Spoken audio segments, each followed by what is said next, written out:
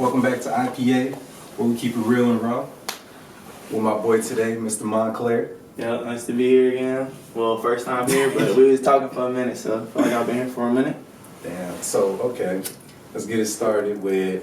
Honestly, we could start like with how you and Jay met, because you know, like he had put me on you, and I was like, hey, I don't know who he is, but I mean, if he's saying you cool, then it's funny, he must be a like pretty cool dude. I don't know how he remember us kind of meeting, but like I said, like growing up, I always been into the fashion and kind of being into. I was into sports and stuff too, but I really say like just fashion and girls.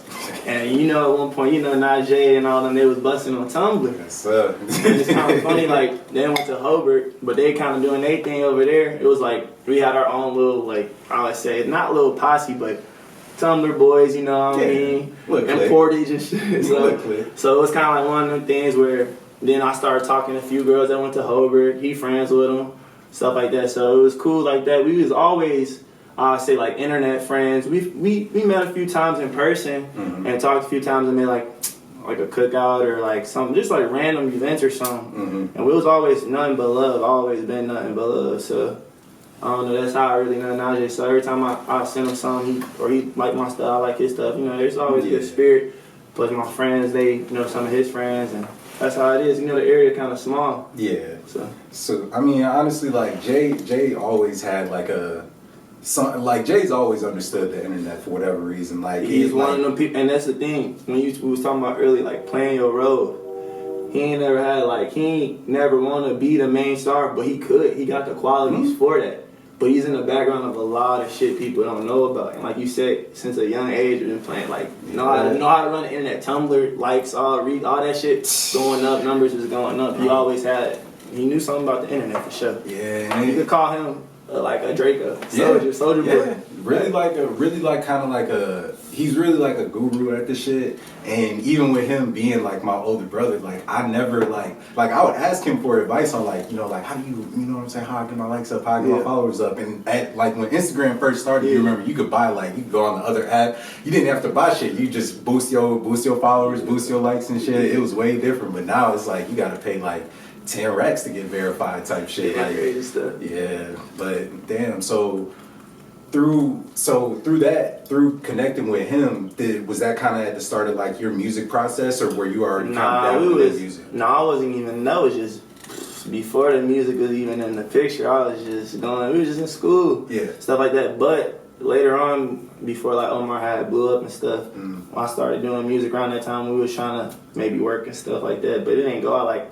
I ain't mad about that. Like my music wasn't good. It didn't fit like two different artists. You see what I'm saying? And at the time, it was like I was on some whole other stuff, and they were taking it more serious. They had real belief. Yeah. See me, I was hard-headed. I was still young. Like this shit can go somewhere, but what I'm doing on a daily basis, it's like, man, is this shit gonna go somewhere? So I ain't never put forth the effort. So I understand why shit never went how it went, but. I mean, yeah, besides that, like, I started making music, like, shortly after. Like, shortly after. Like, towards the end of high school, I knew I wanted to make music. Yeah. But when I got into college, it was like, full glow. Like, full glow. Yeah. Like, I'm going to school for this fashion stuff. But the fashion there, because that's, like, my passion is.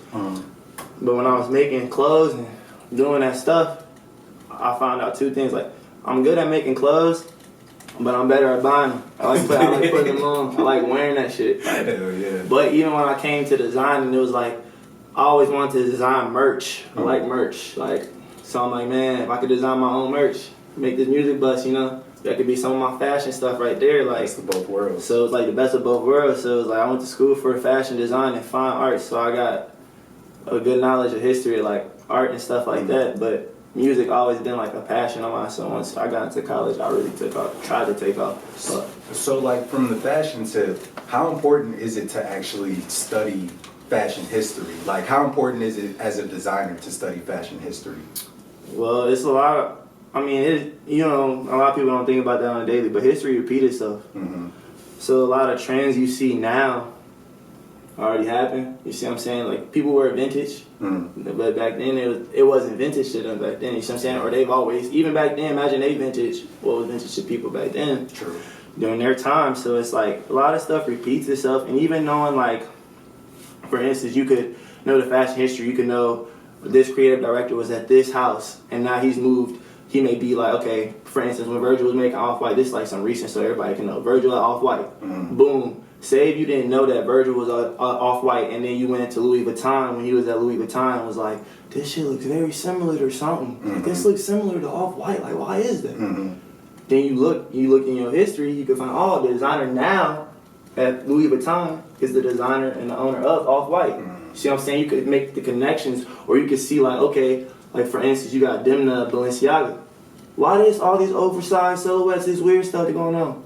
But you gotta look back at Demna. He made Velmont. So you go back to look at Velmont. He's making the 2 hoodies. He's making the reverse stuff. He's making all this stuff that hasn't really been seen. That made the body like normally you want to see tight stuff. He made it bigger for a woman, you know, but he still made it elegant at the same time. So he took that to Balenciaga. So knowing the history, it can make you connect the dots, and then you could go, you know, you like them, you don't. It may add value to something just by knowing the history. Dang. So are you more so into like kind of like mainstream fashion, or more like kind of the new up and coming like underground type scene of fashion?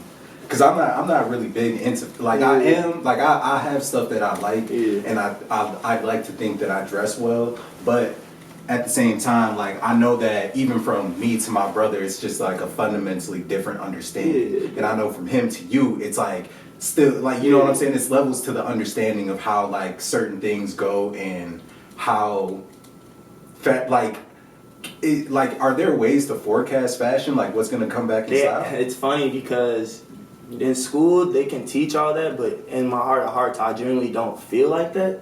And I feel like you can maybe guesstimate. Like this may be cool, this may certain colors and stuff like that. But in school, like they call it like trend forecasting. Yeah. So like you actually they study it. It's like websites like WWD. It's like this fashion magazine. I'm pretty sure that was one of the websites. Don't quote me. I might be wrong, but I'm pretty sure there's one of the sites you can go on there and they like have it like you could select the year. Yeah. You know, like this might be in or something. Because that's how they have to study that to get their collection ready. So you gotta think, when they presenting them collections, they're already made like a year before that. Oh, really? How do you think they just whipped it out like right before? I mean, sometimes some changes do happen because fashion does change.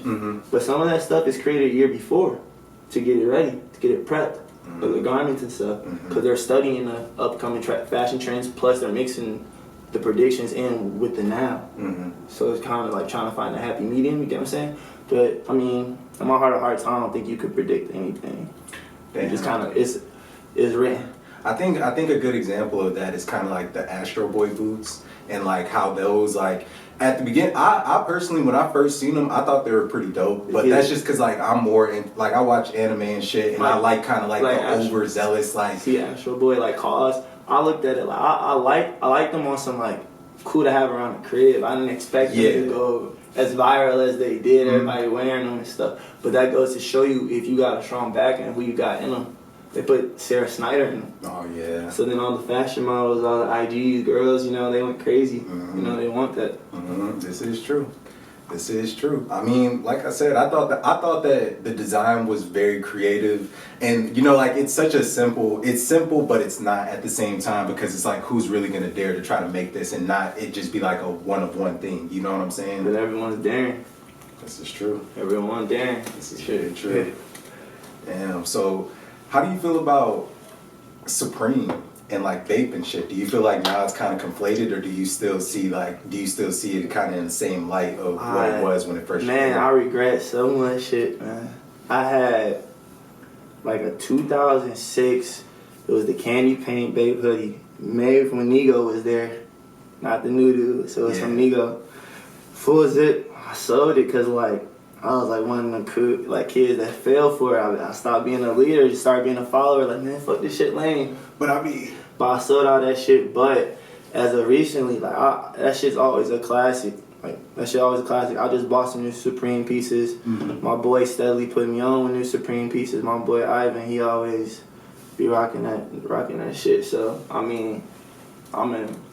Fucking with it. I fuck with it. I'm into the new, you know, they got Supreme in Chicago. My boy, a couple of my friends work up there. They just opened Supreme in Chicago. Damn. Check it out. And a lot of shit that sell out online, you can get in the store. Like I went in there and seen like the Tonal box logo. just sitting there. You can grab certain shit there. Yeah, for sure. I mean, have you been to? Oh yeah, shout out Black Diamond.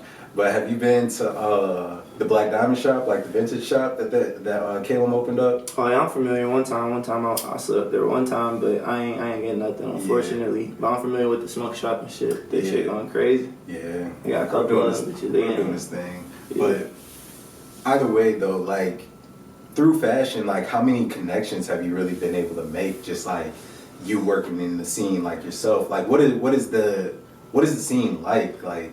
Because I feel like to me it's just a whole different type of world. Like I understand a little about the music side of it, and like maybe like work and business stuff, but like fashion, it just seems like they're almost like a different breed of people in a sense. For sure. Okay, like going to school is like I went to school in Chicago at Columbia, so that's like the junior college. So like the SAIC kids, they were like really out there. Like they swag was different. It was probably I couldn't imagine.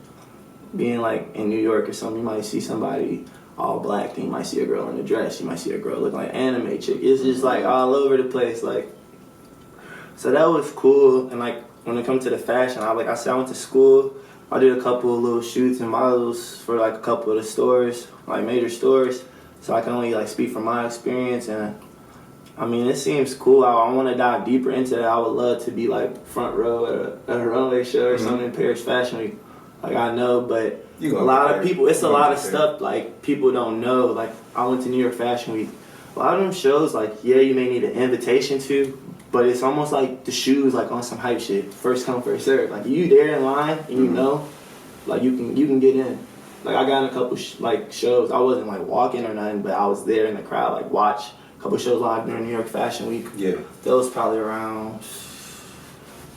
I don't even remember, bro. I was like a junior or sophomore in college, so my date's all off, but yeah.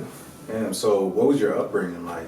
Like, because it seems like you've kind of always been on this journey through fashion, like, for a while. Like, it seemed like the music kind of came at a later stage, but it seems fashion has always been something that you've been aligned with for a long time. So when I was a kid, I always tell my mom, it started off, I wanted to be an architect. But then, like, when I found out it's all on the computer, you don't really draw no more, I'm like, I'm going to do something with art. Like, I like clothes a lot. I want to design. So I always knew, like, that's all I was going to go to school for. But I played sports and did a bunch of stuff. So I had expectations to go to school for that route. But the older I got, I'm like, I can't live for other people. I got to live for what makes me happy. Yeah. So if I could have went the other route and been a lawyer or something like that, maybe made more money or whatever, it's like, but what I've been truly happy. I'd rather do what I love to do and be happy with myself, like happy with the decision I made. So that's why I ended up just going to school of art. But that's always been there, for sure. Like anything, like I always, like even before I got into sports, like middle school, you know, like when you're in middle school, you kind of dibbling and dabbing in a couple sports. You still doing your little hobbies, and then it's like when you get high school, it's like, okay, what you finna do, you know? So then it was like, I used to go to like these private art classes in Munster to draw and shit when I was like younger. And then it was like when it's time to get to high school, it's like, you gonna do this sports shit for real, or you gonna be drawing and shit? And I was like, okay, I'm gonna go to sport, and I stopped. I left the art in the past. But then once the sports shit died out, season shit over with, and shit went how it went, it's like, do I really want to do this forever? Or do I want to pick up that passion that was like still in me? So I went with my gut feeling. Yeah, that's all. Hey, you gotta trust your gut. Yeah, you gotta trust your gut. Honestly, because even with gut decisions, you will never feel bad even if it goes wrong. You know what I'm saying? Because you know you made. You feel satisfied. You like, I'm here because of myself, and you seen it through. Exactly, and that's where it goes back to looking yourself in the mirror. A lot of people can't do that. Yeah. But I'm one of them people that could be like, okay, if I'm in this situation and I truly know I did it because of myself, I'm gonna live with that decision. I'm gonna figure out how to get out of that situation, whatever it may be. Yeah, yeah.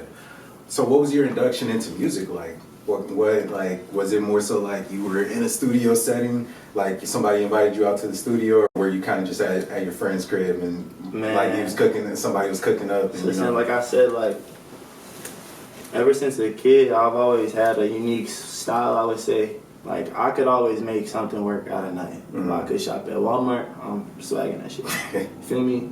Like the high-end fashion shit, like my mom and dad didn't understand that shit because they didn't grow up like that. Yeah. So it was like, I had to do that shit on my own, figure that shit out on my own.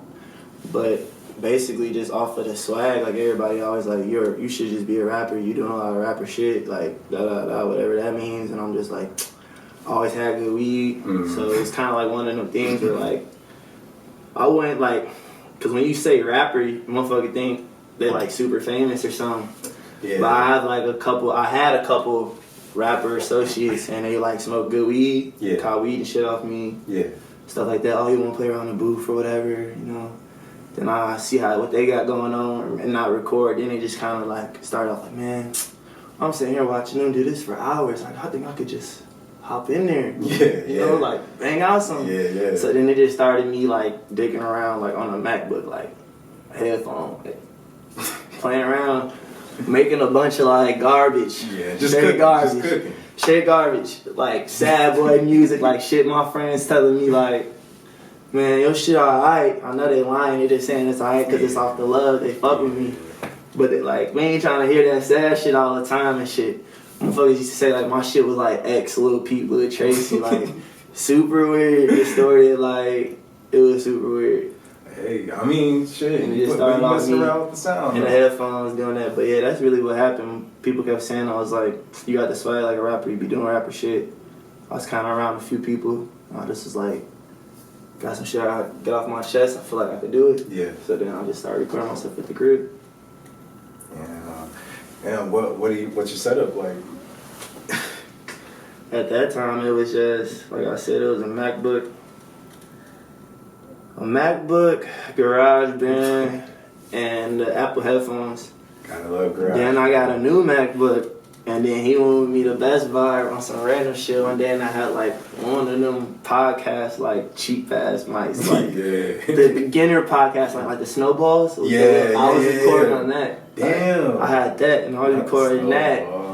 Then my boy gave me like a bootleg version of Fruity Loops. No, not Fruity Loops. Fruity Loops free. It was Logic. Yeah. He gave me the pirate version of Logic, and then that's when I was like, all right, bet. So then I started like all the music I was listening to. I'm like, man, if I could figure out like them effects, like da da da, like this shit. Like I got the KD, I'm figuring this shit out. I'm like, man, and it was like I was putting it together. And it sounded like if it was like a grading scale, I'd give it like a C. Like a C, like you could hear it, like the idea was there, but the execution wasn't fully there. Yeah. So then it was like just trial through tribulation, word of mouth, and like I said, letting go of the egos, thinking like, man, I'm too cool for this, like da da da. I realized like that didn't get me nowhere. I need a team of people. And then it don't hurt to put my pride to the side and reach out to people. Like it should never be too cool where I'm afraid of rejection. Because you gotta think about it. How many times I really think about shit like on some logical shit. Like, how many times you go out, you may be with your boys or whatever. I got a girl too, so I know you got a girl. So it's like, but back in the day, say you go out with your boy, man, I'm finna walk up to this girl. I'm finna go get her number. Da da da. Yeah. Motherfuckers don't be scared then to walk up to a girl and scared of rejection. She be like diss you and shit, right? But they'll be, I ain't finna hit nobody up, I don't need him for no beats, or I ain't finna ask him for no feature, or I ain't finna ask him for no interview, because they too cool. It's like, nah, fuck that shit, bro. That ain't gonna get you nowhere. It don't. The only way it's gonna get you somewhere, you have to be one of a kind. Your talent gotta be, and I'm knowing like, I got the talent, but it's like, I still gotta reach out, and I still gotta put it in their face. You still gotta put forth the work. Yeah, and I mean, at the same time, it's like, closed mouths don't get fed, you know? Exactly. And being so closed off from everybody else, like one of my bad qualities that I feel like I have is I get so caught up with whatever my everyday life is and what's going on, and like, you know, maybe I'm going through something, or I'm just having a hard time like with something, or something just annoyed me, so like I'm just processing. I don't reach out to my family or my friends until the situation's resolved, and then I could talk about it. But at the same time, for that time that I'm trying to resolve it in my head, I'm not able to, like, I'm not communicating with it. You know what I'm saying? I'm cutting people off, and I have to realize that there's people out there that love me and want to see me succeed. And that will actually help you if you said something. Yeah, but it's like that pride of you gotta that put your ego. pride to your side. That's what I'm saying. And it's tough to swallow, and you don't feel it until you're there, and you're like, damn. Like my mom called me the other day just to check up on me, like, you haven't stopped through in a couple of days, and I'll usually pull up on it. You know what I'm saying? But just thinking about that and really listening to what she's saying is like, you know, I miss you, son. I just want to make sure you're okay. I want to make sure you're alive. Exactly. You know, I don't like when you're away, even though, you know, you're a grown man. But to this day, I can show you. You know? My mama texts me the same stuff. My grandma texts me like, I love you, I pray for you. Yeah. I haven't seen you. Like, when can I come see your face? Like, man, and it's so easy to just get caught up in what you got going on to like cut, like just to like put them off, you know? Told you. You feel me? I'm telling you. But it's like, it's okay that people love you, and you want to express that same thing to them, because it can't just be a one-sided thing either. You know, for surely. Damn. And that's why I really looked at it. I'm like, I had to let the ego go, and it was like, cause I'm like, when it came to it, I had to look in the mirror. I'm like, I'm watching all these people do their thing, they getting successful, and I'm like, okay, what am I doing wrong? Cause they're doing something right. I'm like, okay, they're interacting with people. I'll be all closed off, where it's like I'm so closed off where it's like people don't even know I'm from out here. People don't even know I'm in Gary, Indiana. They don't know I'll be around. Like they think I'm somewhere else. Like, so it's like letting the pride go, man.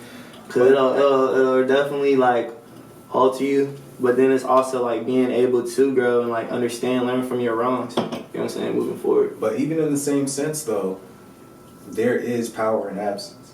Of course. There definitely is power in absence, but it's also like, it's finding that balance. Everything in life is about balance. Yeah. Like, and I feel everything like, in moderation. That's you know, like too much of anything is bad for you, and you know you should want to go out and work hard. You know, and I think one thing in an odd way, living in this apartment building and like having the sun like come up and watching the sun come up, it's like I wake up and every day I'm thinking like, A, I'm glad to be alive, you know what I'm saying, and get another chance to go out in life and try to achieve something. But B, it's definitely people, like I may feel like I'm in this situation where I'm having a hard time and like I just think like, damn, shit's fucked up. But at the same time, like it's people in way worse circumstances than I am. You know what I'm saying? And really finding the beauty and the peace in every moment. Exactly, just like it's finding so the peace and like you say, the beauty and living in the belly of the beast, man. For real. Just making the best out of any situation.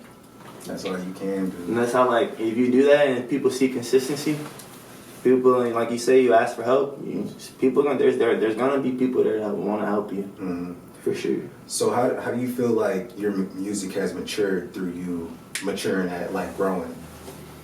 Cause like I said, it was garbage.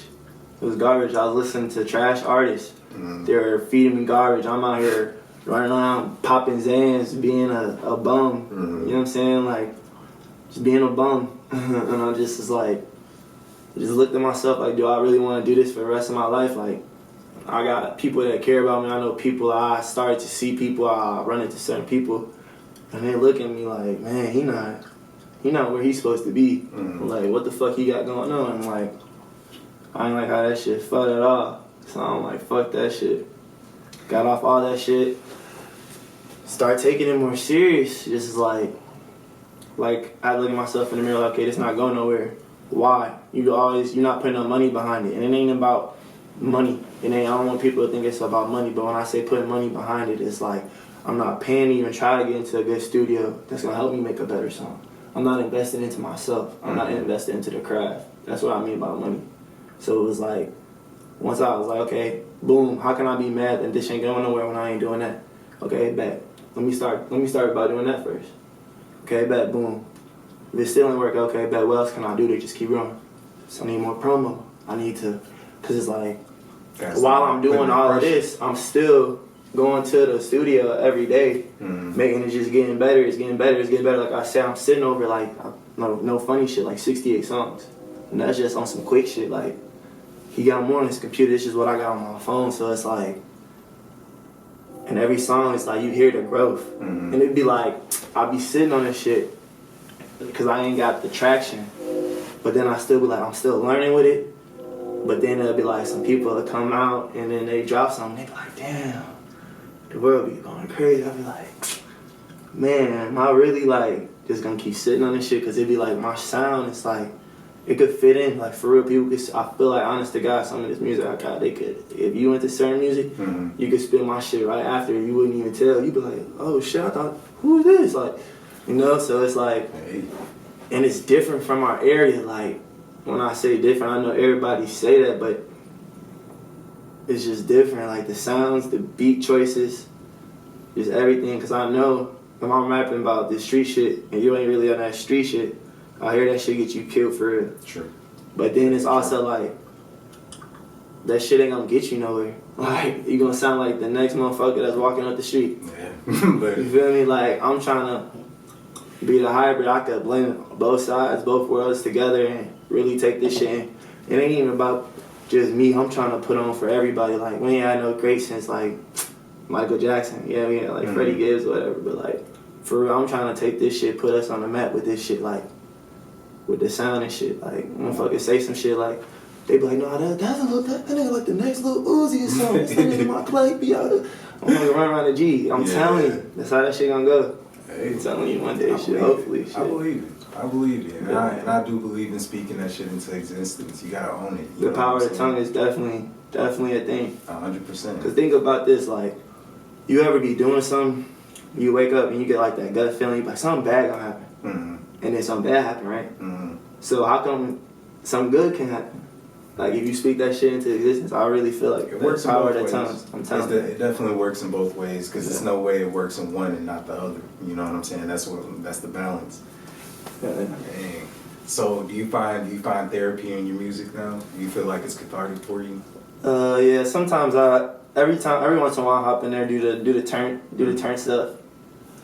But I mean, when I'm making, you can hear it, yeah, for sure. You can hear the pain, for sure. Certain music you can feel. I know that because my boy in Atlanta, my boy Jib, he be telling me like, this the one right here. He'll FaceTime me like randomly like, man, that's the one, man. I've been playing this one back, man. I'll be all right, I got you. He's like, yeah, I dropped this one, so I'm gonna drop them all. I think that's the best way to do it. And I mean, like you were saying, like with the consistency, when it's consistent, when you consistently just dropping, like, hey, it's gonna show. You know what I'm saying? Like, real music is gonna shine through all, like, it. I mean, as oversaturated as I feel like the region can be at times, with just how many people make music. At the same time, it's a lot of people making really good fucking music out here. God, and that's what I kind of said. Like, really talented. I feel when it comes with the ego shit, like, I want people to know, like, I'm here. Reach out. Like, there ain't no shame. I ain't gonna play nobody, and if I reach out to y'all, don't play me. Like, you feel me? Like, I'm trying to grow too, so it's like two-way street. Exactly. So it's kind of like one of them things. I'm gonna come and be me, cause I gonna chill and have a good time and shit. So it's like, that's all I really want to do. Okay. Really, so like you say, it is good artists out here. And at the same time, it's commendable because you're trying to lead by example. You're trying to show people, like, we don't have to be divided. And it's crazy that we're even having this conversation, because when I was tripping off the shrooms, I was thinking, like, what everyone doesn't realize is whoever the people decide to bring up, that person is gonna outshine anybody else. So if we all decide to bring each other up, wouldn't we outshine all the people that are deciding not to? Bro. If it's more people doing that than there are people hating, everybody could eat. Look at Michigan. Look at the whole movement. Literally. All the artists support each other. They all can put all that shit. Atlanta? Like, come on now. And it's not like... But I bring up the fact that Michigan, because Atlanta always been there. They're known for having good artists. I bring up Michigan because it was like, they ain't really had, like, had a few artists in the past, but then it's like, oh, just a big way, strong way. And they all in each other's videos. It ain't got to be in each other's videos, but all liking each other's shit, all sharing each other's shit, all just showing love. Ain't no hate, like, like, literally, it's plenty enough weed, plenty enough girls, plenty enough all that, plenty enough money out here in the world to get passed around to every single one of us. We ain't gotta be out here killing, we ain't gotta be out here doing none of that. We can just focus on the music. It's gonna come. Inshallah, and if God written it, it's gonna come in due time. Like, if it's really destined, that shit gonna come. There's plenty of that in this world, so it's like I say, we can all shine. That's a fact. Like, we can all shine.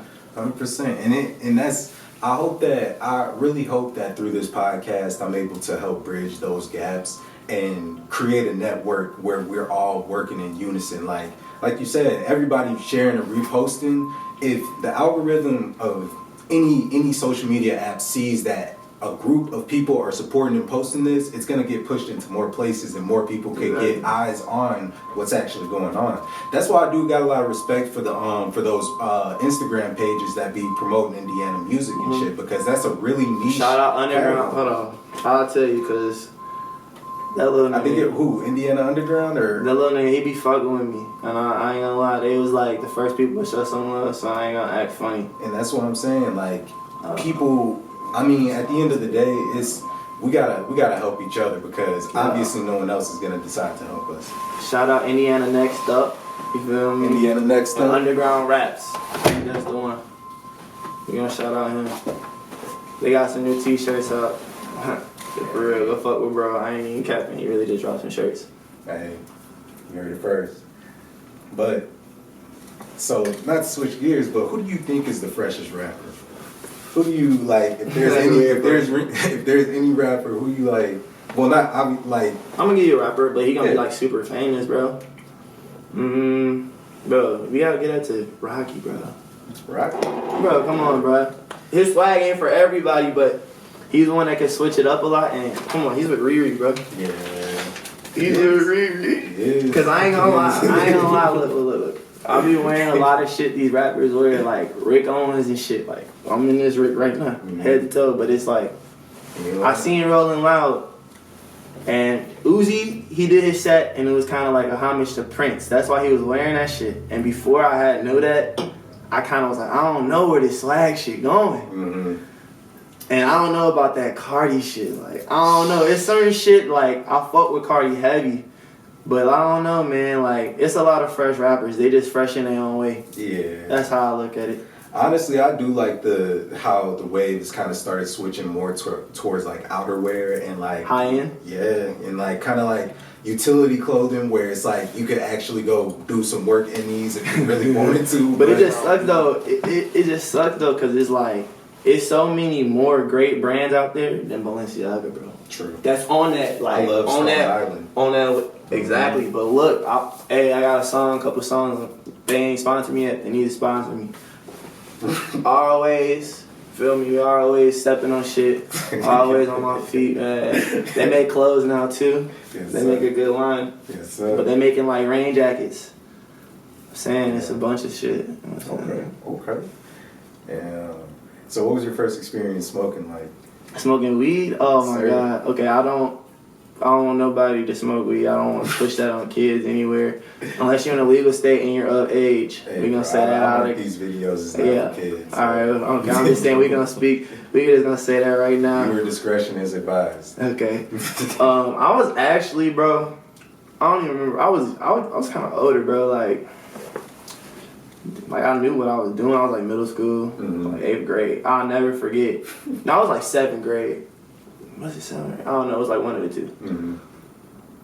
I'll never forget. It's actually, this is funny because you from out here. Yeah. So it's actually funny as hell. I'm in Portage, bro. Come on, bro. Okay. I'm in Portage, bro. You know the area of Portage, right? You know, yeah. So, you know, everybody knows the area of Portage if you watch this. I'm in Portage, and I'm with some hooligans from school. This one day at the school, and they ended up copping some weed off like one of the older homies, like this girl that was with us, her older brother. And I'll never forget, because I was never high, like that high ever again. It was like some blueberry kush, and I actually have some blueberry weed right now. Damn. But I'll never forget, it was some blueberry kush. Mm-hmm. And just being high as hell. And then we ordered some pizza. I was sitting on the couch, and the pizza came.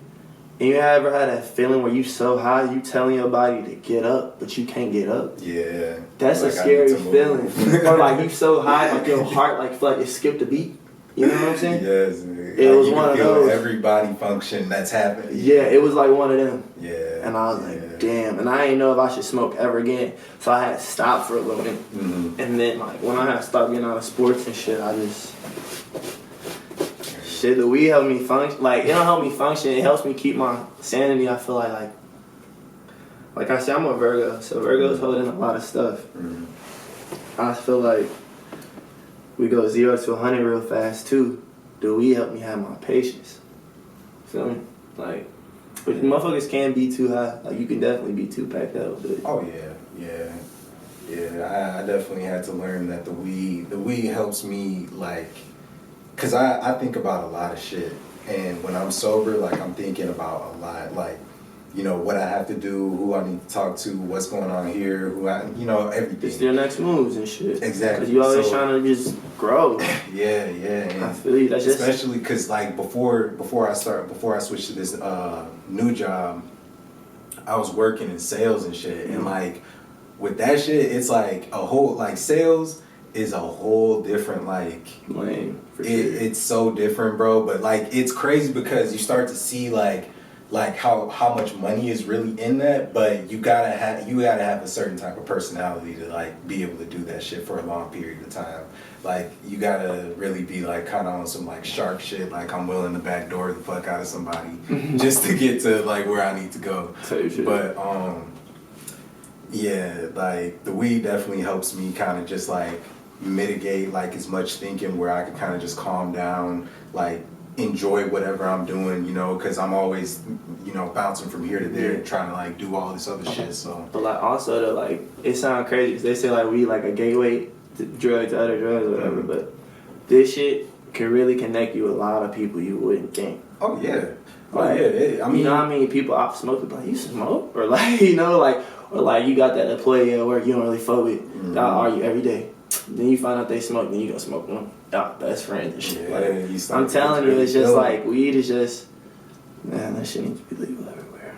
Yeah, and that's the thing. I've seen the whole spectrum of, like, just how weed could get you into some cool ass situations, and then how weed could get you in some fucked up situations. For sure. And the fucked up situations, like, one time my one of my exes, when I was down at Indiana State, her crib got an ISU, huh? Yeah. Oh, that's hot already. You know, that's good. Bro, that shit was dumb. But without going into crazy detail about it, one of her roommates ended up getting the cops called on her crib while there was, like, a transaction going on in the crib. Like, somebody was, like, picking up some pack, and it was like they had some pack on them, like, probably like a P, and then like a strap and shit. So the person ends up, the only reason the cop came was because one of the girls that was at the crib, her dad was a cop, and she broke her phone, so she never ended up, like, corresponding with him or, like, hitting him up, letting him know the situation. So he did a wellness check, and that was the last place he knew she was gonna be. So it just so happened to happen when my homie and them get back and they start doing that shit.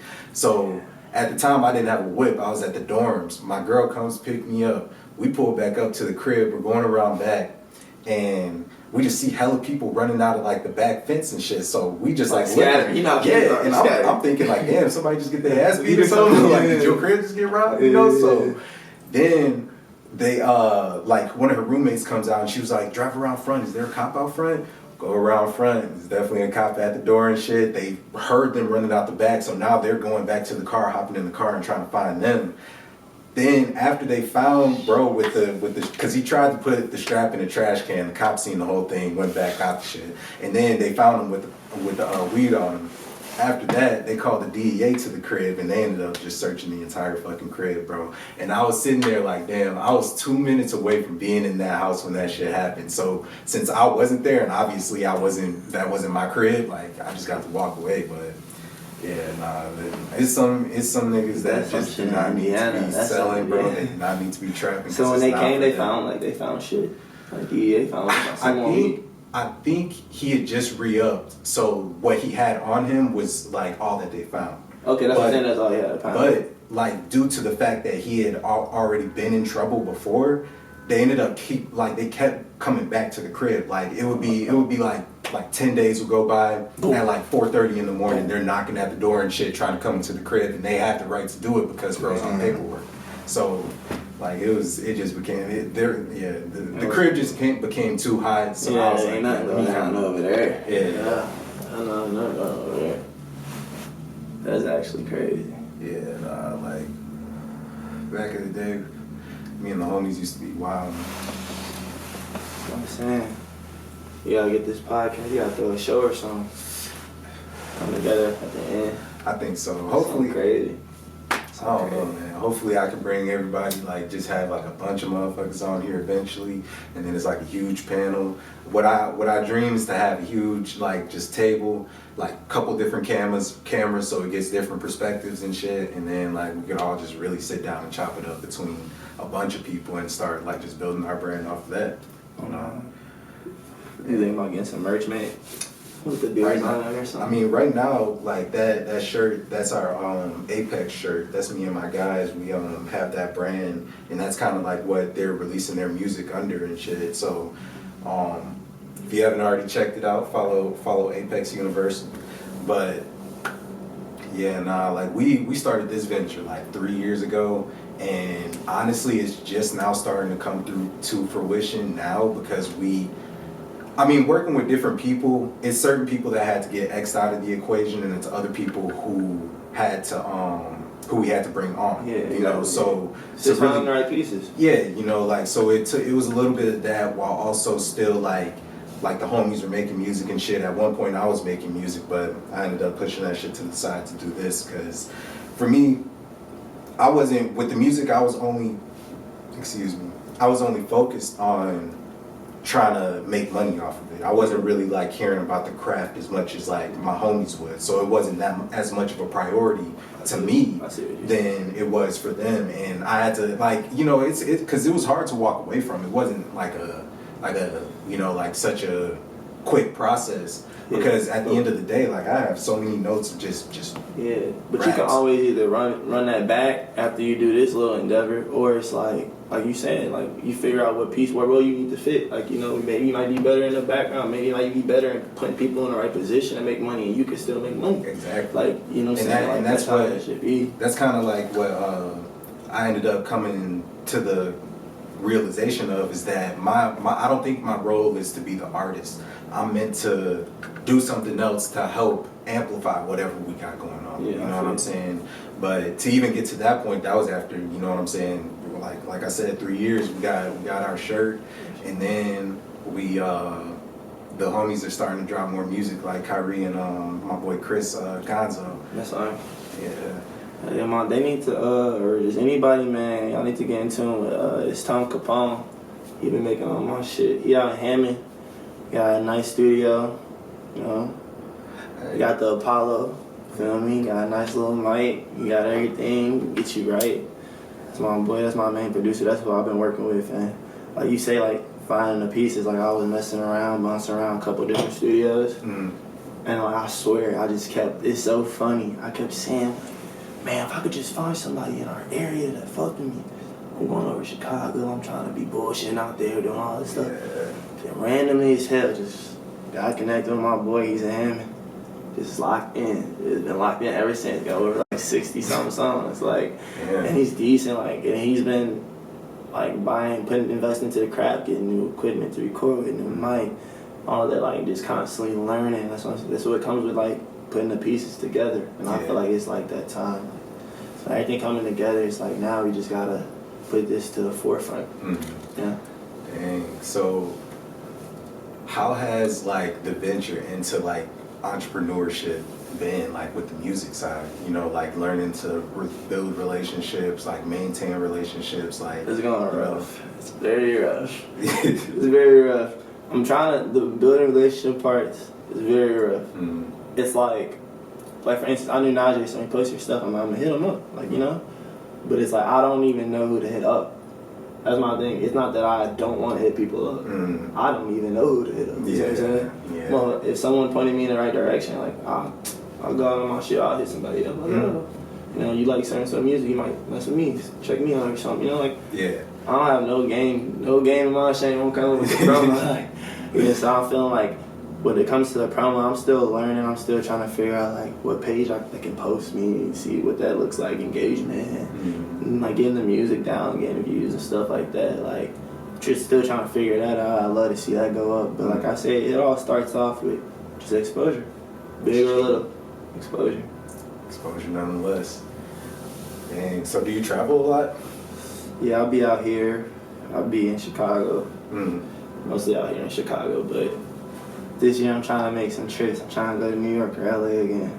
Dang. What was your... So you said when you went out to New York, you went to a fashion show? Yeah, New York Fashion Week. My friend, he like modeled and stuff at that time. He's still modeling stuff, but he just doing his own thing. He was a model and stuff, and I was out there. It was cool. I will never forget that at all. That was an experience. That was definitely an experience. It was cool. Damn. So like, what was like some places I went, or I mean, like, what was New York like as a whole? Like, how do you compare it to the city? It was crazy. It's like Chicago on steroids. It's like super big. Like the train system, you can't understand. Like, dude, reading that map is crazy. But it's very similar too, though. Like, for instance, we just Rugrats. First train we get on off the airport, we got a suitcase and everything. We're not trying to pay for a ticket. We just hop over the thing, push the suitcases under, like some Chicago shit. Like, you know, get on the train.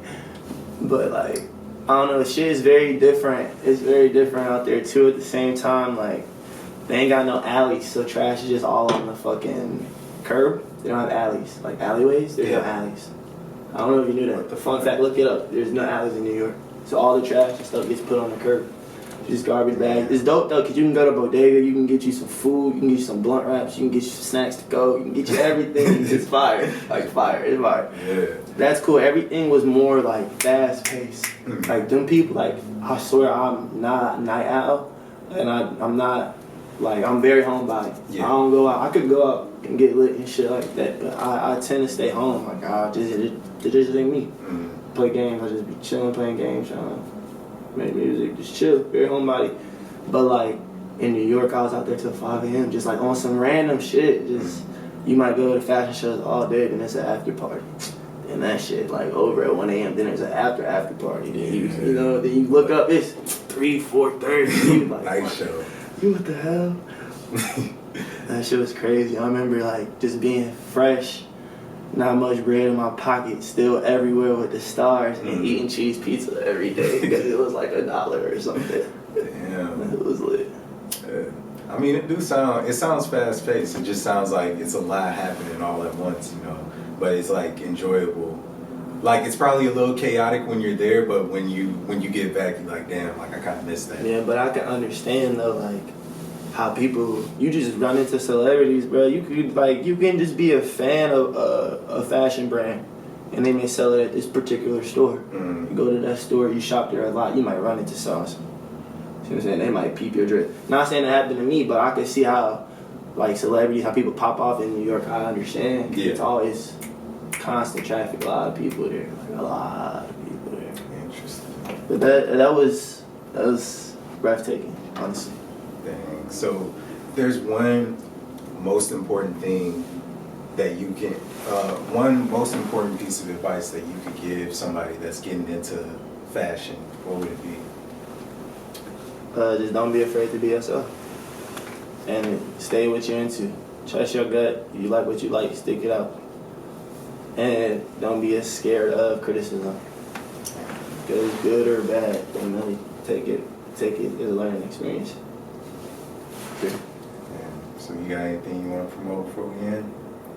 New music coming out. Shout out, it's Tom Capone. Follow me on everything. Monclar777. IPA. What the fuck going on? Yeah. You heard it here first. Oh yeah, let me show some music if possible. The ball mains, I'm feeling like it cut it. These pants got hella zippers, I can never find none. Red leather ball mains, I'm feeling like it cut it.